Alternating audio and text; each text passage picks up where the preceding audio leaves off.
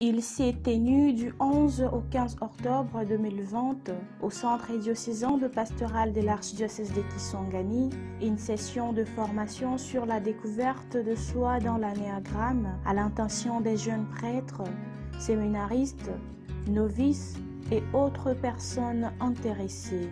Sur demande de son Excellence Monseigneur Marcel Outembitapa, archevêque de Kisangani et président de la Conférence épiscopale nationale du Congo Sanko, la session a été animée par l'abbé Jacques Bolombe. Quels ont été les objectifs poursuivis? Évidemment, Monseigneur l'archevêque nous a donné des objectifs clairs. Et c'est ces objectifs que nous voulons atteindre par rapport aux participants. La première, c'est d'apprendre. Il faut amener d'abord les participants à connaître, se connaître, découvrir leur personnalité. Deuxième objectif, nous sommes en train de faire cette communication, cette formation aux prêtres, aux séminaristes qui vont devenir prêtres demain, aux religieuses, d'être des accompagnateurs, accompagnatrices spirituelles.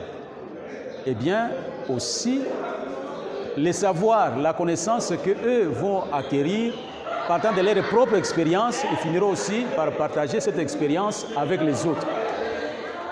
Et l'autre objectif, c'est d'amener les participants à ce que ce qu'ils vont apprendre ici, qu'ils puissent les traduire dans la vie de chaque jour.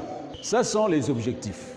En général, quelles sont les diverses personnalités et tendances qu'on trouve chez les humains? Dans tout groupe humain, on ne trouve que 3 types de personnalités.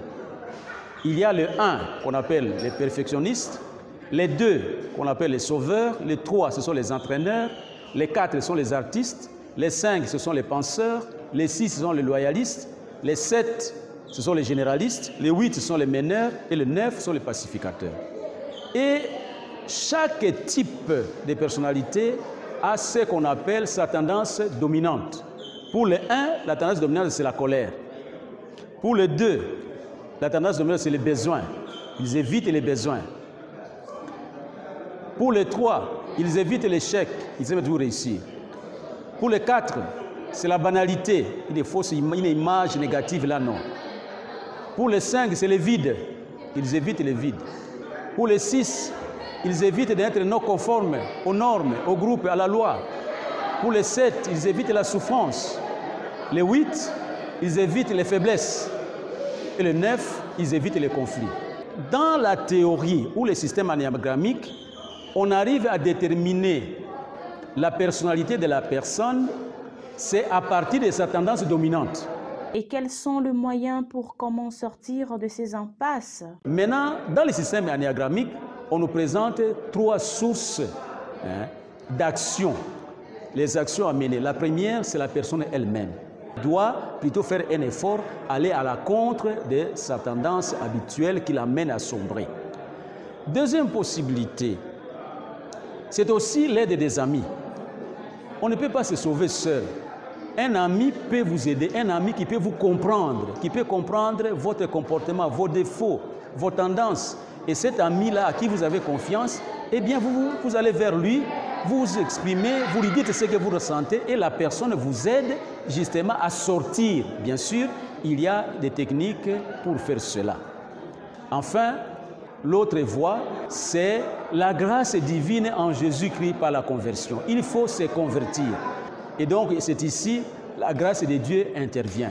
Pratiquement, tous les participants à cette session de formation se sont dit satisfaits et reconnaissent avoir beaucoup appris. Pour l'abbé Jucan Batuapala, curé de la paroisse Saint-Pierre-Ouaguénia, cette session a été une preuve qu'on ne finit jamais d'apprendre. Moi, personnellement, j'ai pensé qu'on n'a jamais fini d'apprendre. Alors, j'ai compris que moi, comme pasteur, je suis aussi appelé à suivre une telle formation susceptible de m'aider moi-même à me connaître et aussi à accompagner les gens qui viennent me rencontrer comme pasteur. Donc, c'est une occasion pour moi de pouvoir avoir un plus susceptible de m'aider à mener à bon mon travail et mon service et mon ministère de prêtre. Jordi Zanga, grand séminariste et théologien, estime que la session lui a permis d'apprendre et à se juger d'abord soi-même avant de juger les autres. Et ce qui m'a plus intéressé durant ces jours est le fait que nous jugeons parfois les autres sans pourtant les connaître. Nous sommes là en train de juger, de les critiquer. Et cela veut dire que nous-mêmes, d'abord, nous ne connaissons pas. Alors l'étude de l'anagramme nous a permis de découvrir d'abord soi-même, ne pas regarder l'autre. Nous avons tendance là à critiquer, à juger, sans pourtant nous connaître. Et les enseignements m'ont beaucoup façonné et je suis vraiment requinqué.